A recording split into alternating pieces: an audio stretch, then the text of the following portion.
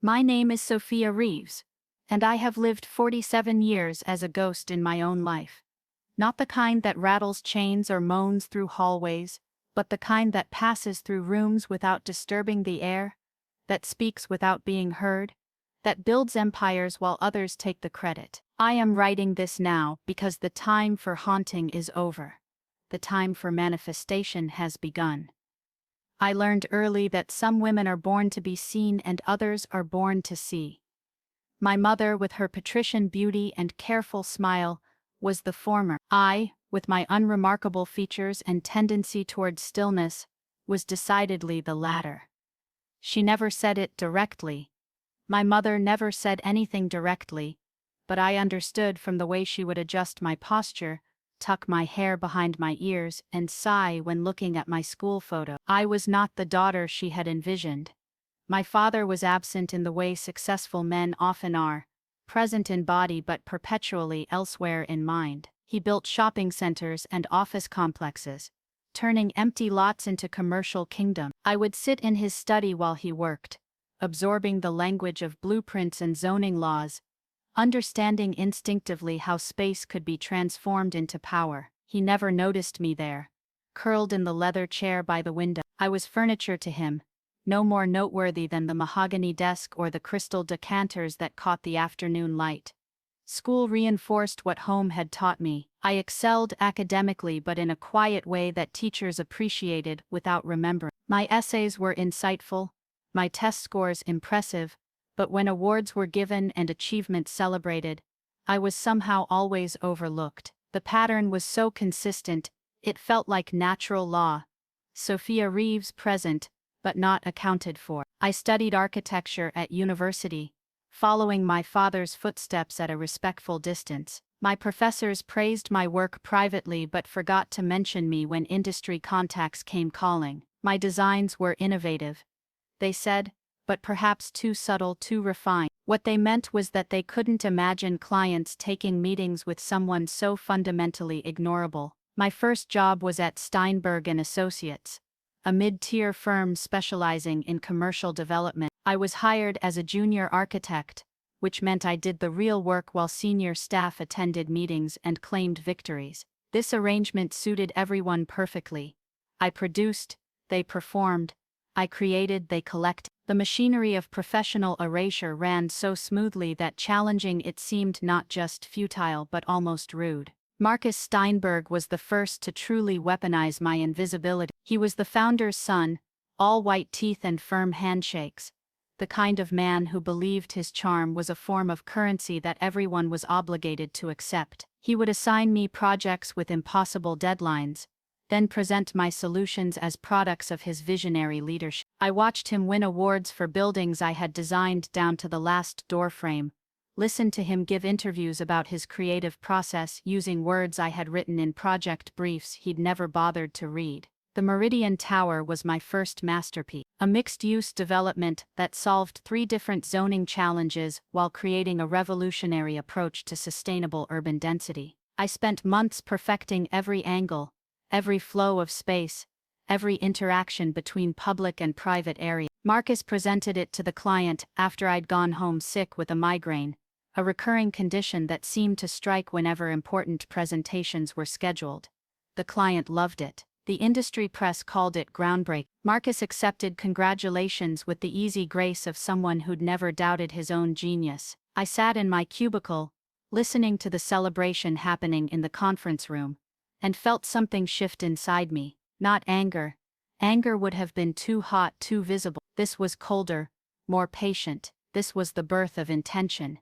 I began to document everything. Not obviously, not in any way that would draw attention, but comprehensively. Every sketch, every calculation, every email where Marcus asked for my thoughts on a project. I created parallel files, shadow archives that told the true story of who built what. I wasn't planning anything specific. I was simply acknowledging reality in a way the world refused to. The pattern continued for 3 years. My designs became increasingly sophisticated, solving problems the industry didn't even know existed yet. Marcus's reputation grew proportional. He started speaking at conferences, writing articles for trade publications, being featured in those insufferable 40 under 40 lists that celebrate potential rather than achievement. Every accolade was built on my work. But pointing this out would have been like complaining that water was wet. This was simply how things worked. My personal life during this period was equally translucent. I dated men who seemed surprised each time I called, as if they'd forgotten I existed between encounters. I attended family gatherings where relatives would struggle to place me, despite having known me since birth. I moved through the world like a suggestion rather than a statement, present but never quite there.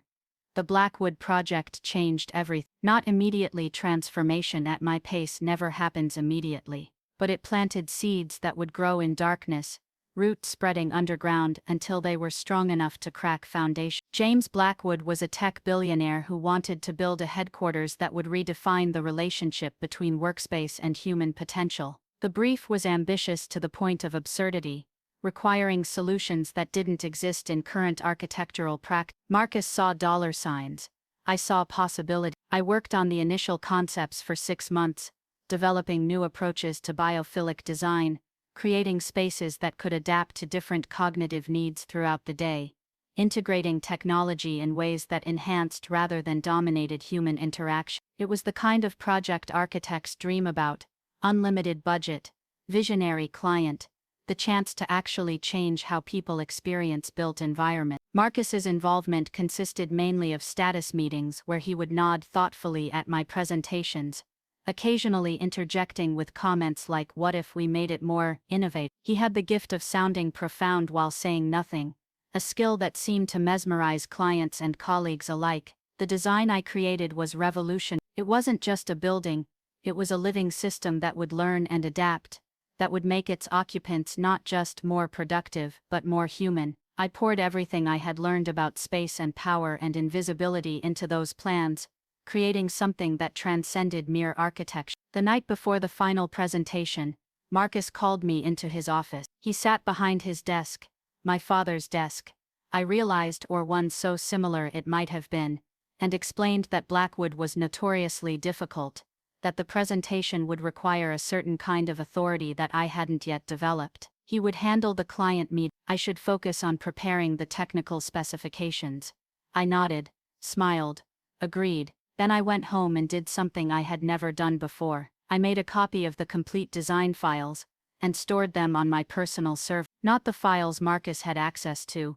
Those were subtly different, missing key elements that made the design truly revolutionary. Small omissions that wouldn't be noticed until construction began, when their absence would make the building merely impressive rather than transformative. The presentation went perfectly. Blackwood was enchanted by Marcus's vision, by his bold reimagining of architectural possibility. The contract was signed, the project announced, the accolades predetermined. I sat in my cubicle, working on technical specifications for a building that would never quite work the way it was supposed to, and felt that cold intention crystallize into something harder, sharper. But I wasn't ready. Revenge, I was learning, was like architecture itself. It required planning, foundation work, an understanding of how structures bear weight and distribute force. I needed to build carefully. I started by expanding my network, though no one would have called it that. I simply began having coffee with other invisible women in the industry, administrative assistants who knew every detail of their bosses' lives and businesses, junior architects whose designs were routinely absorbed into senior portfolios, project managers who made everything run while directors took credit for smooth operations. We didn't talk about injustice or plan resistance. We simply shared information, compared notes on industry practices, discussed technical challenges and solutions. Slowly, I began to understand that my invisibility wasn't unique. It was systemic, a feature rather than a bug in the professional world's operating system. Catherine Chen was one of these coffee companions, a brilliant structural engineer whose innovations were routinely credited to her department head. She mentioned casually that she'd been documenting her work meticulously, creating an indisputable record of her contribution. Not for any particular purpose, she said, just for her own clarity. Diane Morrison, a project manager at a competing firm, shared similar habits. She kept parallel records of everything, she said, because memory was so unreliable and attribution so fluid in their industry. Better to have clear documentation even if no one else would ever see it. These conversations were illuminating. I wasn't the only ghost in the machine, we were legion, a shadow workforce whose invisibility made the visible world possible. Meanwhile, the Blackwood project was progressing. Construction had begun, and the first problems were emerging. The building was beautiful, certainly, but it lacked the ineffable quality that would have made it revolutionary. Marcus hired consultants, brought in specialists, threw money at the problem, but you can't buy back what was never there to begin with. I watched him struggle with the detached interest of a scientist observing an experiment. He was learning, perhaps for the first time, that charm and confidence couldn't conjure competence from thin air. The client was growing concerned. The industry press, once so eager to celebrate Marcus's vision, was beginning to ask pointed questions about execution. This was when I made my second move. I quietly established my own firm, not under my name, but under a corporate entity layered with enough legal abstraction to be untraceable. Through this firm, I began taking on small projects, the kind that established firms like Steinberg and Associates wouldn't notice or care about. Residential renovations for tech workers, small commercial spaces for startup companies. Nothing glamorous, nothing that would appear in industry publications, but each project was perfect, not just functional, but transformative, creating spaces that made people's lives tangibly better. Word spread quietly, the way it does among people who value substance over style. My client base grew, still small but fiercely loyal. They didn't know who I was. I conducted all business remotely, through carefully managed digital interfaces, but they knew what I could do. The Blackwood building opened 2 years behind schedule, and millions over budget. It was fine, a perfectly adequate corporate headquarters that fulfilled its basic functions and looked impressive in photos. But those who had seen the original vision, who had been promised transformation, knew something essential was missing. Marcus's reputation, once ascending smoothly, began to plateau. I chose this moment to resign from Steinberg and Associates. I did it quietly, giving appropriate notice, training my replacement, another invisible woman who would doubtless continue the cycle. Marcus seemed relieved to see me go. I had become associated in his mind with the Blackwood failure, a reminder of promises he couldn't quite keep. My exit interview was with Diane Morrison, who had recently joined Steinberg's HR department. She asked standard questions about my experience, my reasons for leaving, my future plan. I gave standard answers, but I also left her with a USB drive containing comprehensive documentation of every project I had worked on, every design I had created, every innovation that had been credited to others. Just for the company's records, I said, in case questions arose about past projects. Diane's expression didn't change, but I saw understanding in her eyes. The invisible recognize each other, even when we pretend not to. I spent the next year building my shadow practice. The corporate entity I had created began taking on larger projects, still nothing that would attract major attention, but complex enough to require sophisticated solutions. I hired other invisible women, Catherine Chen as my structural engineer, Margaret Phillips as my sustainability consultant, Linda Zhao as my project manager. All of them had spent years watching their work claimed by others. All of them were ready to build something different. We worked like a perfectly synchronized organism, each movement precise and purposeful. Our projects were completed on time, under budget, exceeding every expectation. We never sought publicity, never entered competitions, never did anything that would draw the spotlight. We simply built and built perfectly. Marcus, meanwhile, was struggling. Without my designs to appropriate, he was forced to rely on his own abilities, which were limited. He hired new junior architects, cycled through them rapidly when they failed to produce the magic he had come to expect. The Steinberg name still carried weight, but that weight was diminishing with each mediocre project. The Riverside development was what broke him, a massive multi-use complex that should have been Steinberg and Associates' triumphant return to form. Marcus promised the client's innovation on par with his earlier work, specifically referencing the Meridian Tower. He assembled a team, pushed them mercilessly, but nothing they produced came close to what he had promised. In desperation, he reached out to former employees, trying to lure back the talent he had driven away. The email he sent me was a masterpiece of oblivious entitlement. He hoped I was well, he said. He had always valued my contributions to the team. He wondered if I might be interested in some consulting work,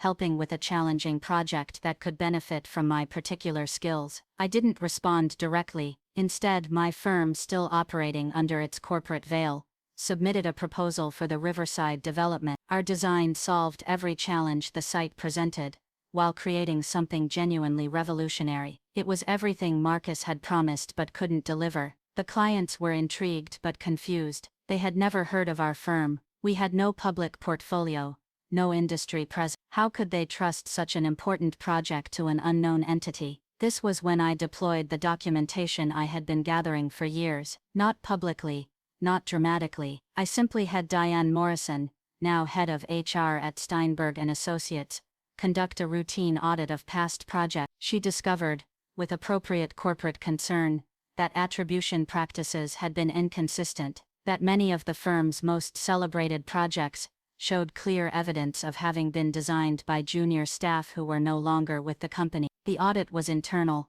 but internal documents have a way of reaching interested parties. The Riverside development clients received, through channels that couldn't be traced, comprehensive documentation showing that the Meridian Tower, Marcus's calling card, had been designed entirely by someone else, someone who now coincidentally ran the firm proposing to handle their project. The contract negotiations were brief. Our firm would handle the Riverside development, with Steinberg & Associates retained in an advisory capacity, essentially a face-saving gesture that allowed them to remain marginally involved while we did the actual work. Marcus sat in meetings where I presented designs through video conference, my face obscured, my voice modified. He had to watch his former ghost create what he could not, had to smile and nod and pretend this was all part of his plan. The Riverside development was everything I had dreamed it could be. It redefined urban space, created a template for sustainable community building that would be studied and emulated for decades. Every article written about it mentioned our firm,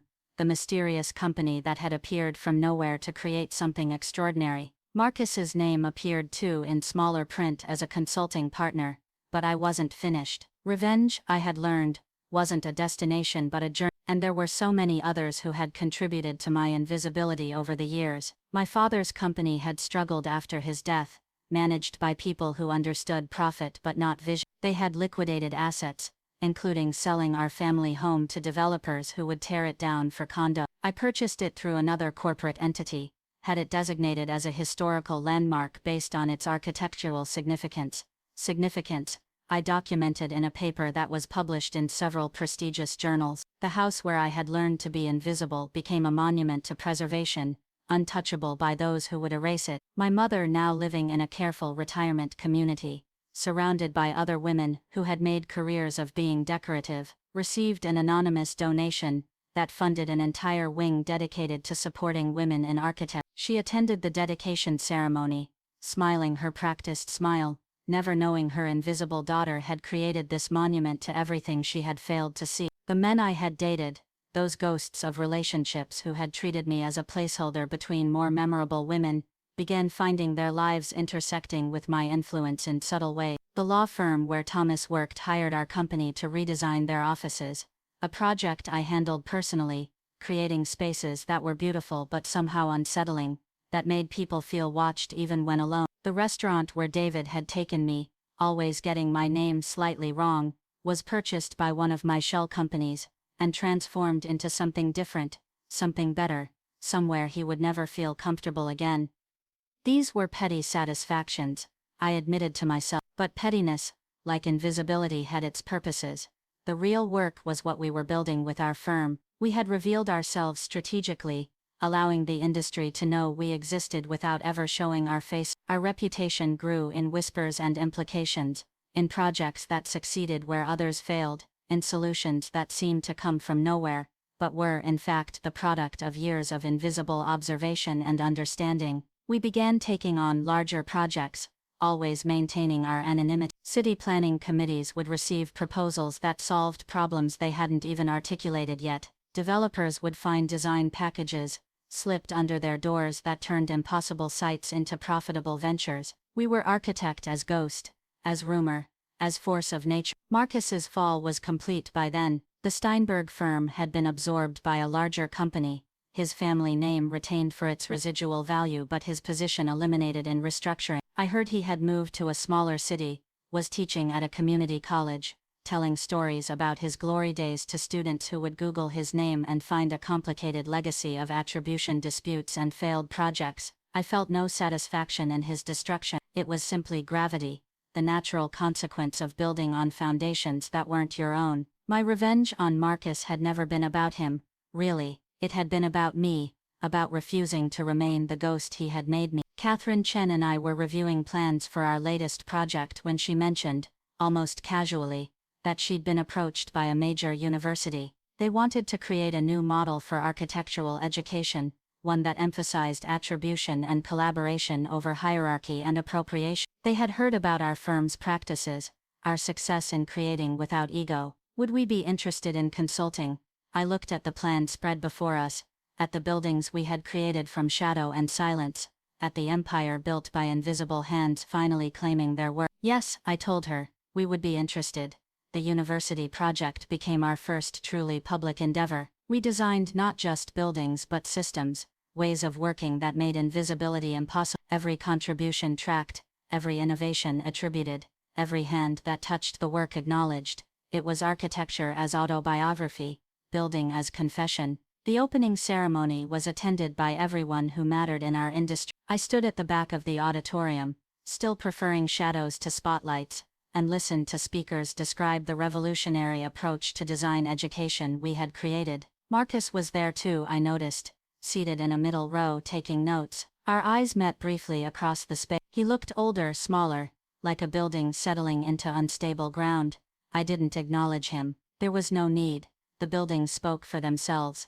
After the ceremony, a young woman approached me. She was a student, she said, inspired by what we had built. She had spent years feeling invisible in her program, watching her ideas absorbed into group projects where louder voices claimed credit. But this new model, this way of working we had created, it gave her hope. I told her what I had learned through years of haunting, that invisibility was not a permanent condition, but a choice others made for us, that we could choose differently, that we could build differently, that every structure that had tried to erase us could be rebuilt to make us indelible. She thanked me and disappeared into the crowd. I watched her go, this young woman who would never have to document her work in secret, who would never have to watch others claim her brilliance, who would never have to build from shadow. She would be visible from the start, credited from the beginning, acknowledged as she deserved.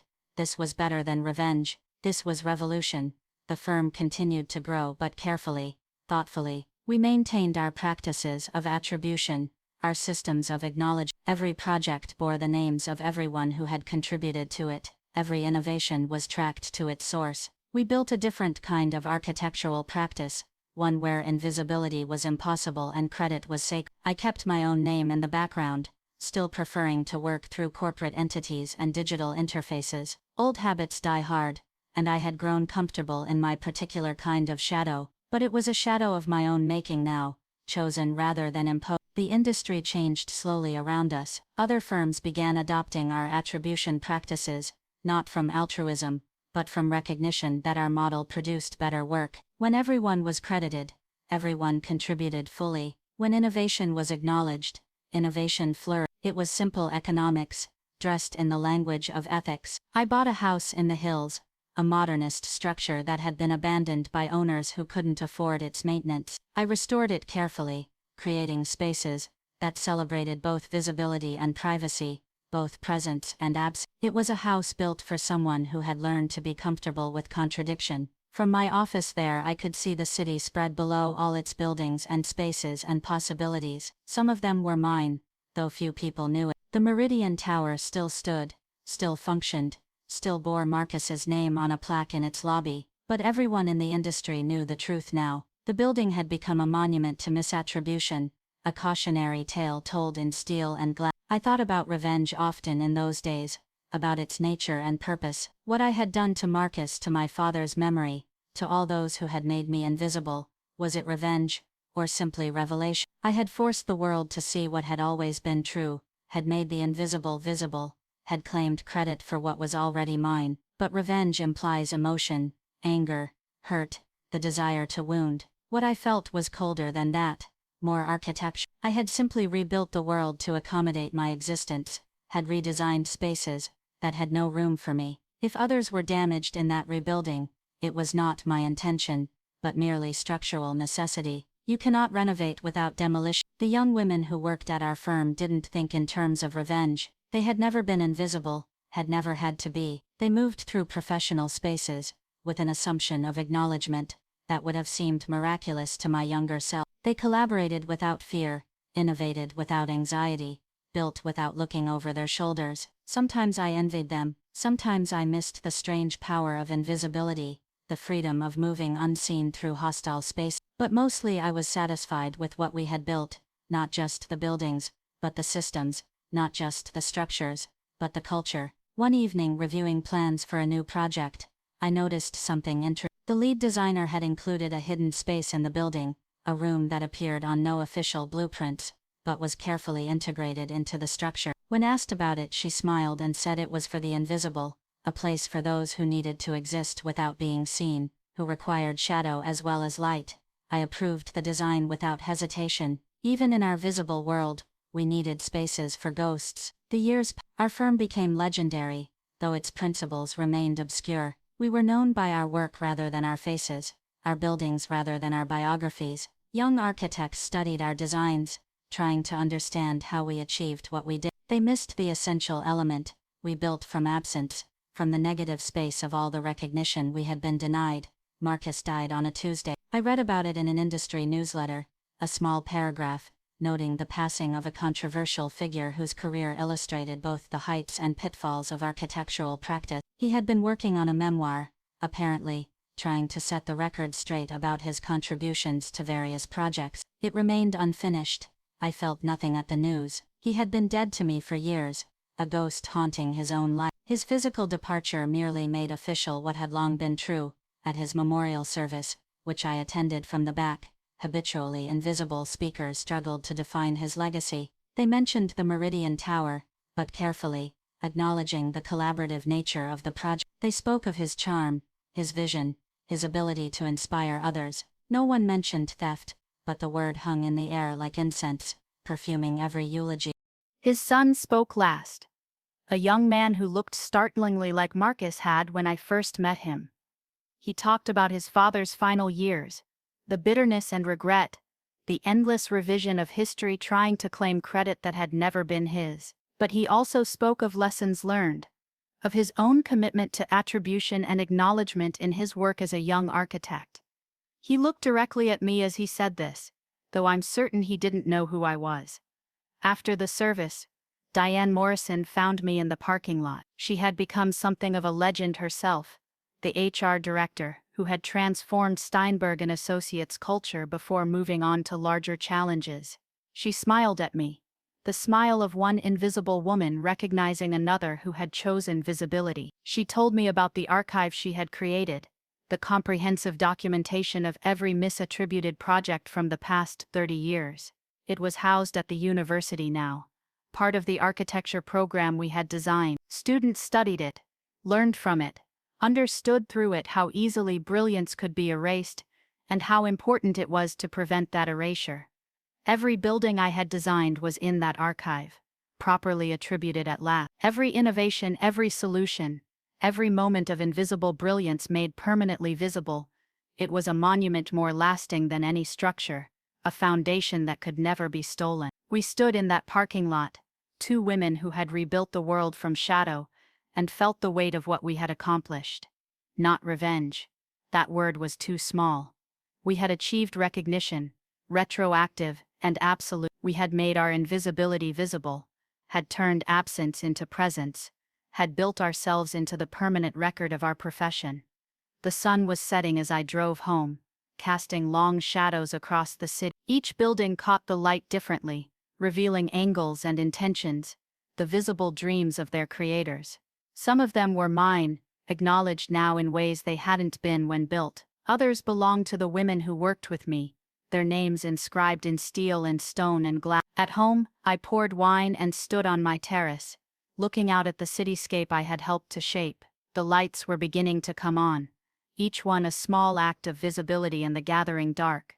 Somewhere out there, young women were working late on designs that would bear their name. Somewhere brilliant minds were being acknowledged rather than absorbed. Somewhere the invisible were choosing to be seen.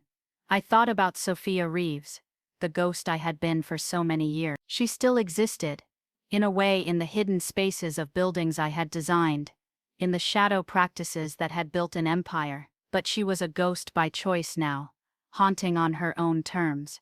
The wine was good, expensive.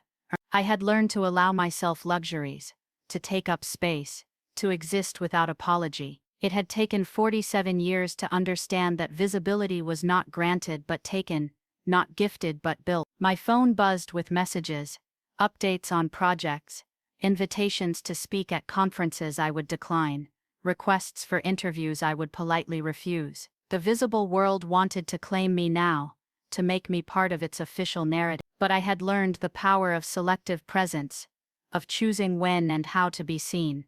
Tomorrow there would be new projects, new challenges, new opportunities to build recognition into the foundations of our profession. The young women at our firm would continue the work, carrying it forward in ways I couldn't imagine. They would never know the weight of invisibility I had carried, and that was the point, that was the victor. I raised my glass to the city, to all its ghosts and all its lights, to everyone who had ever been erased, and everyone who had refused that erasure. The architecture of revenge, I had learned, was not about destruction, but construction. Not about tearing down but building up. Not about making others invisible but making yourself impossible to ignore. I am Sophia Reeves. I am 56 years old. I built an empire from absence and attribution from anonymity. I turned invisibility into architecture and architecture into acknowledgement. I did not forgive those who erased me. I simply rebuilt the world to make their erasure impossible. And in that rebuilding, I found something better than revenge. I found peace, not the peace of forgiveness or forgetting, but the peace of creation, of construction, of claiming space in a world that would have preferred I remain a ghost. The city sparkled below, all its visible dreams and invisible dreamers, all its structures and systems and possibility. I had helped to build it, and it had built me in return. We were, all of us, architects of our own visibility, constructing ourselves one acknowledged moment at a time. This is my story, told from the shadows I chose rather than the ones chosen for me. It is a story of revenge, perhaps, but revenge as architecture, careful, considered, constructive. It is the story of how I stopped being a ghost and became a force, how I turned invisibility into foundation and built something that could never be erased. The wine was finished. The night was complete. Tomorrow would bring new buildings, new recognition, new ways to ensure that brilliance bore the name of its creator. But tonight I stood on my terrace and felt the satisfaction of a structure well built, a revenge completed not through destruction, but through construction too solid to ever be denied. I am Sophia Reeves. I was invisible. I am not anymore, and neither is my work. The story could end there, with success and satisfaction, with invisibility conquered and attribution achieved. But stories, like buildings, are never truly finished. They continue to settle, to evolve, to reveal new angles in changing life. 5 years later I received a package with no return address. Inside was a manuscript, Marcus's unfinished memoir, completed by someone who had clearly had access to his private files. The title page bore a dedication to SR, who built everything I claimed and more. May this record finally set things right. I read it over several nights. This attempted confession of a man who had learned too late the cost of theft. He had documented, with painful precision, every project he had claimed, every innovation he had stolen, every moment of brilliance he had absorbed from others. My name appeared throughout, the ghost made flesh in his guilty prose. But more interesting than his confessions were his observations about the system that had enabled him. He wrote about the architecture of male privilege, about how the profession had been designed to make women's contributions invisible, about how he had simply used the tools available to him. It wasn't an excuse, he was clear about that. It was an autopsy of a diseased system, performed by one of its former beneficiaries. The manuscript had been completed by his son, the young architect who had spoken at his funeral. In his epilogue, he described finding his father's notes, the incomplete reckoning with a career built on others' foundations. He had wrestled with whether to finish it, to make public his father's sin. In the end,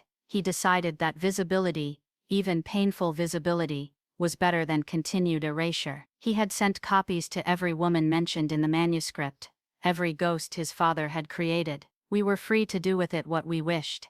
He asked nothing, expected nothing, hoped only that this final act of attribution might begin to balance the scales. I sat with that manuscript for weeks, unsure what to do with it. Publication would vindicate every claim I had made, would publicly restore every attribution Marcus had stolen, but it would also reduce my story to his confession, would make me a character in his narrative, rather than the author of my own. In the end, I chose a different path. I had the manuscript archived in the university library, alongside all the other documentation of misattribution and erasure. It became part of the teaching materials. Another cautionary tale for young architects learning about the importance of credit and recognition. Marcus's confession joined the chorus of evidence, but it didn't lead it. His son reached out afterward, tentatively, professionally. He was working on projects that emphasized collaborative attribution, trying to build differently than his father had. He wondered if our firm might consider partnering on something, if redemption could be architectural as well as personal. I met with him once, in the conference room of our offices. He looked so much like his father, but there was something different in his eyes, a weariness, an understanding of how easily brilliance could be stolen and how important it was to prevent that. He presented his ideas carefully, making clear which were his and which had come from his team, providing attribution with almost obsessive precision. We didn't partner with him. Some ghosts are too powerful to exercise through professional collaboration, but I recommended him to Catherine Chen, who was starting her own firm focused on engineering innovations. She could work with him without the weight of history I carried. She could judge him on his own merits rather than his father's sins. The industry continued to evolve. Our attribution model spread, adapted and adopted by firms worldwide. Young architects entered a profession where credit was increasingly sacred, where innovation was tracked to its source, where invisibility was a choice rather than an imposition. They didn't know how recently this had been different, how hard-won these practices were. I began teaching, finally, not in person. Old habits of invisibility die hard, but through carefully crafted online courses that spread our methods wider than any building. Students from around the world learned not just how to design, but how to document, not just how to create, but how to claim credit for their creations. The courses were popular beyond anything I had expected. There was, it seemed, a hunger for this knowledge, a need to understand how to remain visible in systems designed to erase. I taught architecture as self-defense, design as declaration, building as the opposite of burial. One student's final project particularly struck me. She had designed a museum of invisible labor, a structure that would showcase all the uncredited work that had built her city. Every room was dedicated to a different form of erasure, the domestic work that made public achievement possible, the innovations stolen from junior staff, the ideas appropriated from marginalized communities. It was architecture as archaeology, digging up the buried to give them proper monument. I gave her the highest marks and a recommendation to our firm. She had understood something fundamental, that making the invisible visible was not just about personal vindication, but about restructuring how we understood achievement itself. The firm thrived under this new generation, architects who had never known invisibility and therefore couldn't imagine accepting it. They built boldly, credited comprehensively, collaborated without fear. Watching them work was like watching a future I had helped to build, a world where my struggles were historical, rather than current. But history has a way of repeating itself, especially when its lessons are forgotten. A new firm emerged, founded by young men, who talked about disrupting attribution practices, about how individual credit stifled innovation and collaboration. They promoted a model where all work was credited to the collective, where individual contributions were dissolved into group achievement. It sounded progressive, it sounded equitable, it sounded like a new form of erasure dressed in the language of innovation. I watched their rise with familiar dread. Their projects were impressive, their rhetoric compelling. Young architects, tired of what they saw as the obsessive attribution culture we had created, flocked to this new model. They didn't understand that collective credit,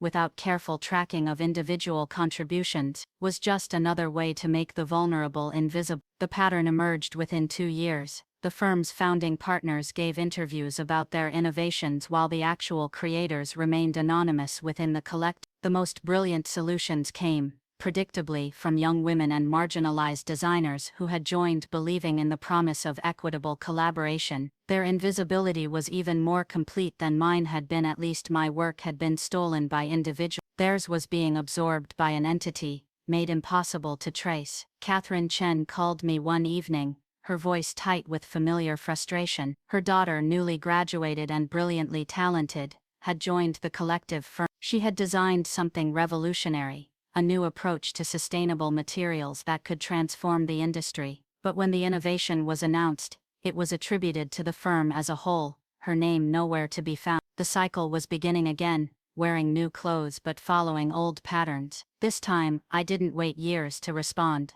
I didn't build slowly from shadow. I had learned that invisibility, once accepted, became harder to shake with each passing day. The young architects in that firm needed to understand what they were sacrificing before the sacrifice became permanent. I wrote an article, my first public piece in decades of practice. It was published simultaneously in every major architecture journal, a coordinated release that made it impossible to ignore. In it, I laid out the history of erasure in our profession, the ways collective credit had been used to steal from the vulnerable, the importance of individual attribution in ensuring that brilliance was recognized regardless of who possessed it. But more than history, I provided data. Working with my network of invisible women, made visible, we had documented every project from the new firm, traced innovations to their sources. Through careful analysis of style, technique, and approach, we showed with mathematical precision how the firm's most celebrated work came from its youngest, most vulnerable members, while credit flowed upward to its founders. The article was signed not just with my name but with hundreds of others,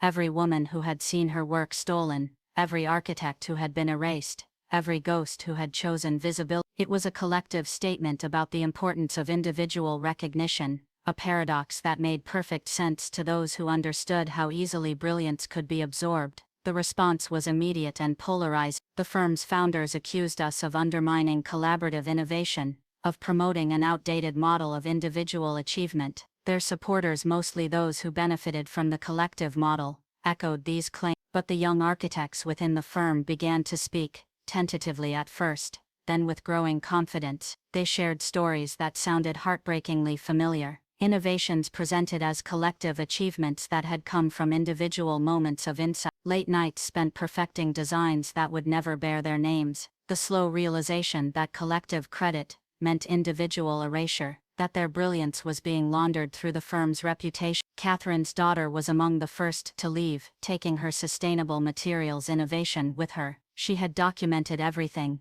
The lessons of our generation had not been entirely forgotten. She published her research independently, her name prominent on every page, and watched the industry transform around her. Individual brilliance made visible. Others followed. The collective firm, drained of the invisible talent that had made it remarkable, produced increasingly mediocre work. Their founders gave fewer interviews, their rhetoric about collaborative innovation sounding hollow when the innovations dried up. Within 3 years, they had become another cautionary tale, another example of how brilliance couldn't be sustained through theft. But I took no satisfaction in their fall. I had learned that destruction was less important than construction, that the real work was not in tearing down systems of erasure, but in building alternatives that made them obsolete. We expanded our teaching programs, creating fellowships for young architects from backgrounds that made them vulnerable to invisibility. We didn't just teach them design, we taught them documentation,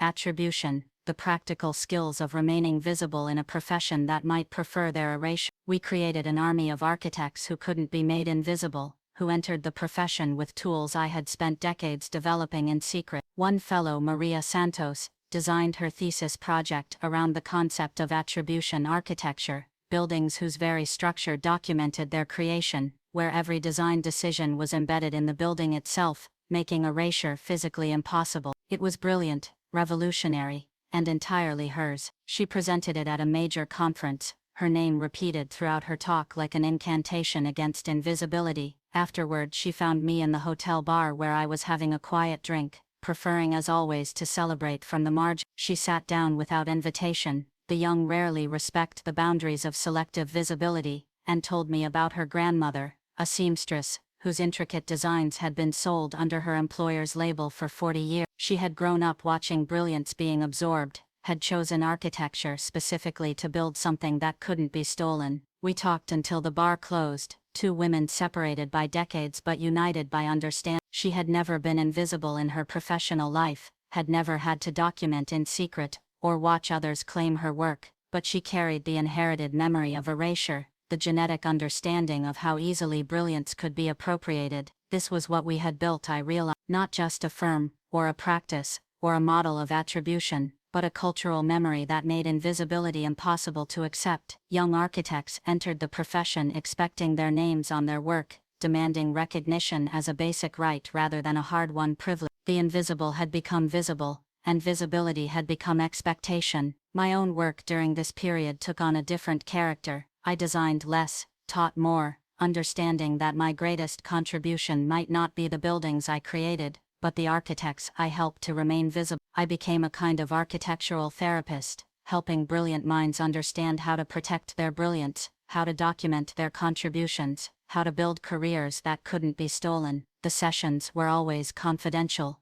always remote. I maintained my own carefully chosen invisibility, appearing only as a voice and a presence, never a face. But the architects I counseled knew who I was, what I had built, what I had survived. They came to me with stories of attempted erasure, of supervisors who claimed credit, of firms that absorbed individual brilliance into collective anonymity. I taught them what I had learned through years of shadow work, that documentation was protection, that networks were strength, that visibility was not vanity but necessity. I helped them build their own archives, create their own networks, establish their own practices of attribution that couldn't be undermined. One architect, David Kim, came to me after discovering that his revolutionary approach to acoustic design had been patented by his firm without his name attached. He was angry, defeated, ready to leave the profession entirely. I listened to his story, recognized the familiar notes of erasure and appropriation, and began to teach him how to fight back. It took 2 years, but eventually his contribution was recognized, his name added to the patent, his innovation properly attributed. He sent me a photo of the amended document, his name prominent among the inventors. It was a small victory, in the grand scheme, but every attribution mattered, every recognition counted. The university program we had designed became a model for others. World architecture, schools that had traditionally emphasized hierarchy and apprenticeship began adopting our methods, teaching attribution alongside aesthetics, documentation alongside design. A new generation of architects emerged, who couldn't imagine working any other way. I received invitations to speak at graduations, to accept honorary degrees, to be celebrated as a pioneer. I declined them all. My work was in the buildings that bore my name, in the architects who had learned to stay visible, in the systems that made erasure impossible. I didn't need ceremonies to validate what I had built, but I did accept one invitation,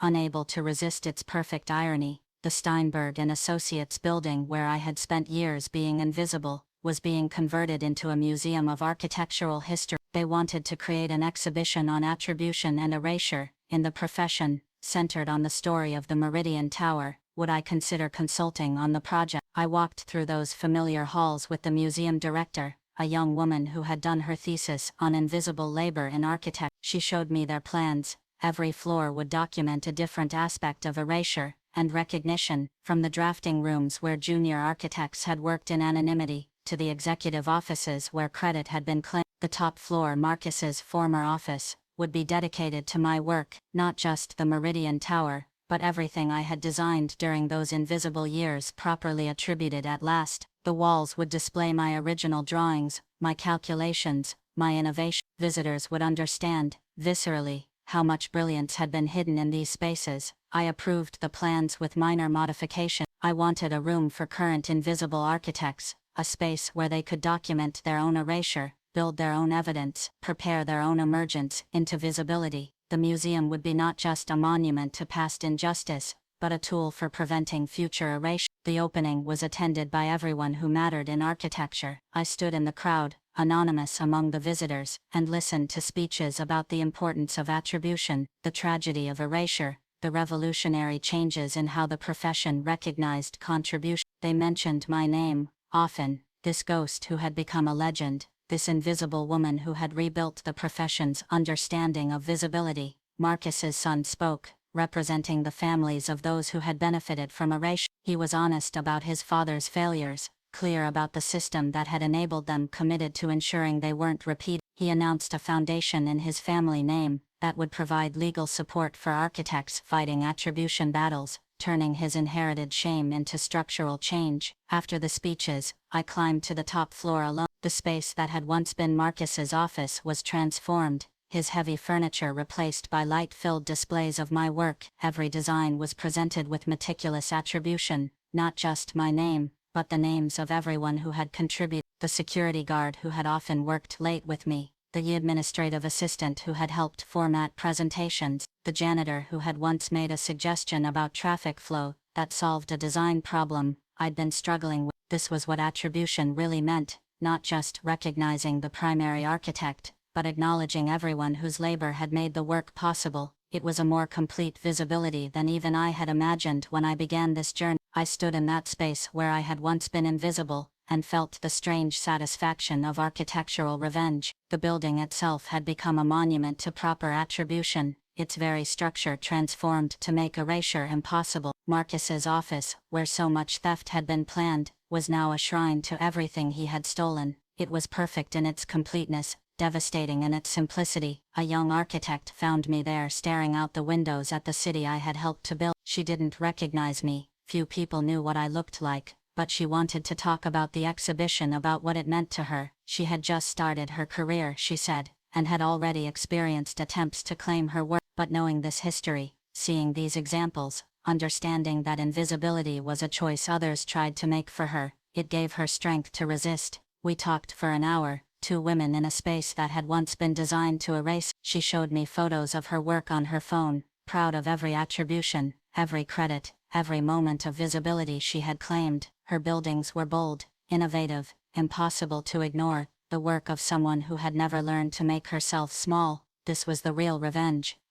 Not the destruction of those who had erased us, but the creation of those who couldn't be erased. Every young architect who entered the profession expecting attribution, demanding recognition, refusing invisibility, they were the living repudiation of everything Marcus and men like him had represented. The sun was setting as I left the museum, casting long shadows through streets I had walked as a ghost. But I wasn't a ghost anymore, hadn't been for years. I was a force, a system, a structure of visibility that had spread far beyond anything I could have built alone. At home, I found a package waiting, another manuscript, this one from Diane Morrison. She had written her own story, the HR director who had transformed from enabler to revolutionary, who had built systems of documentation that made erasure impossible to sustain. She wanted me to read it to verify her memories, to ensure that her story of making the invisible visible was itself properly attributed. I poured wine and began to read this parallel narrative of institutional change. Diane had been invisible in her own way, the administrative professional, whose crucial work was seen as mere support, but she had used that invisibility strategically, building networks of documentation that eventually made denial impossible. Her story was different from mine, but rhymed with it. Another woman who had transformed erasure into architecture. The manuscript made me think about all the stories I didn't know, all the women who had fought their own battles against invisibility. We had built something together, all of us ghosts who had chosen to materialize, not just buildings, or firms, or attribution systems, but a fundamental change in how professional brilliance was recognized and recorded. My phone buzzed with a message from Maria Santos, the architect who had designed attribution into structure itself. She had received a major commission, she wrote, to design a new civic center that would embody principles of recognition and visibility. Every space would acknowledge its creators, every innovation would bear its inventor's name. She wanted to know if I would consult, help ensure that the building made erasure architecturally impossible. I agreed.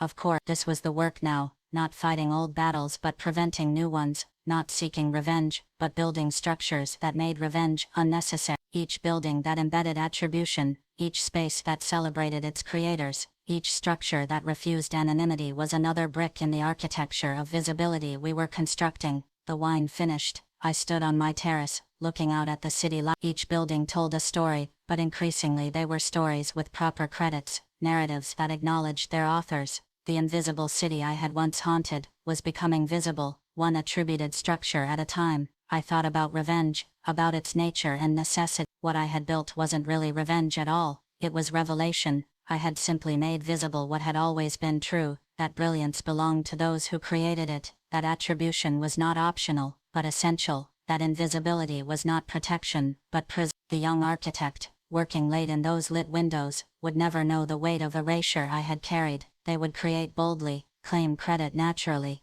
exist visibly without understanding that these were recently won rights, and that was the point, that was the victor. Not that they would remember our struggle, but that they wouldn't need to repeat it. I am Sophia Reeves, I am 56 years old. I began as a ghost, and became an architect of visibility. I transformed revenge into revolution, erasure into attribution, invisibility into infrastructure. I did not forgive those who tried to erase me. Forgiveness was never the point. I simply built a world where their erasure became impossible, where their methods became obsolete, where their theft became structurally unsound. The city below sparkled with the work of visible creators, each light a properly attributed innovation, each building a credited brilliance. This was what we had built, all of us former ghosts, not just structures of steel and glass, but structures of recognition, not just buildings, but the framework for ensuring that brilliance would never again be anonymous. And we would keep building, one visible architect at a time, until invisibility was nothing but history, until attribution was as fundamental as foundation, until every ghost had chosen whether to remain in shadow or step into the light they had always deserved. The work was not finished. It would never be finished. But tonight, standing on my terrace with the city spread below like an architectural drawing properly credited to all its creators, I felt the deep satisfaction of structures well built, of visibility claimed and shared, of revenge transformed into something far more lasting than destruction. I went inside, leaving the lights on. Tomorrow there would be new buildings to design, new architects to teach, new systems to create that made erasure impossible. But tonight I would simply exist in the space I had built, visible at last by my own choice, attributed finally to my own work, no longer a ghost but a creator whose name could never again be erased. This is my story, built from years of shadow and silence, constructed from invisibility and transformed into solid structure. It is a story of revenge as architecture, of attribution as foundation, of visibility as the most lasting monument we can build. And it stands, properly credited, impossible to deny. Have you ever done the work and watched someone else take the credit?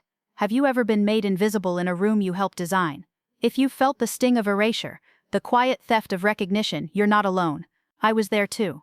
If this story spoke to something you've lived through, like this video, subscribe to the channel and share your story in the comments, because the more we speak, the harder it becomes to silence us. Visibility isn't a gift, it's a right, and together we build a world where no one can erase us again.